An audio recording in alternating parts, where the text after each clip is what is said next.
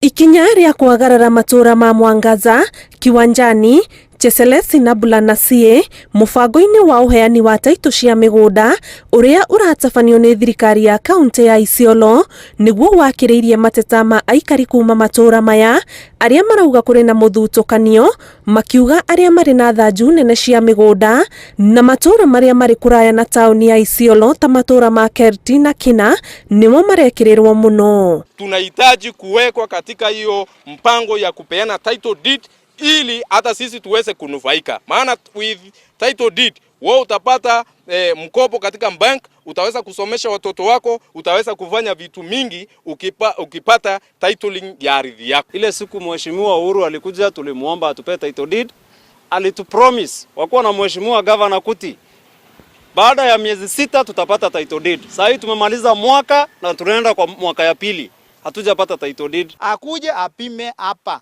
Isiolo municipality inahitaji kupewa title deeds. Nini iko huko kichakani?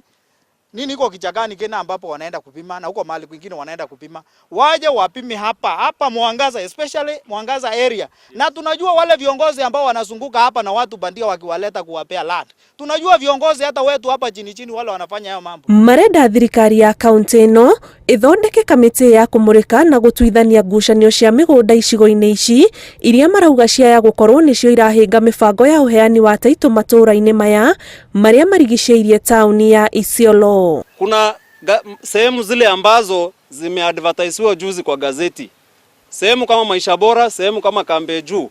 Mwangaza imewachwa, Bula imewachwa, Kiwanjani imewachwa, County Council imewachwa, na ni katikati ya town within CBD ambayo ni Isiolo. Hiyo ndio inafaa kushughulikiwa kwanza, kwa sababu ndio kuna investors ambao wanatuletea revenue ambayo inakuza hii county. Hapo ndio inafaa kushughulikiwa ili tumalize mambo ya dispute. Ardhi katika Isiolo County imekuwa doda sugu kwa sababu title za Isiolo, hakuna mtu ambaye yuko Isiolo ako na title deed. Na shida kubwa ni mambo ya dispute, ni mambo ya mabonyenye, ni mambo ya serikali kutokuwa wazi kwa wananchi wake.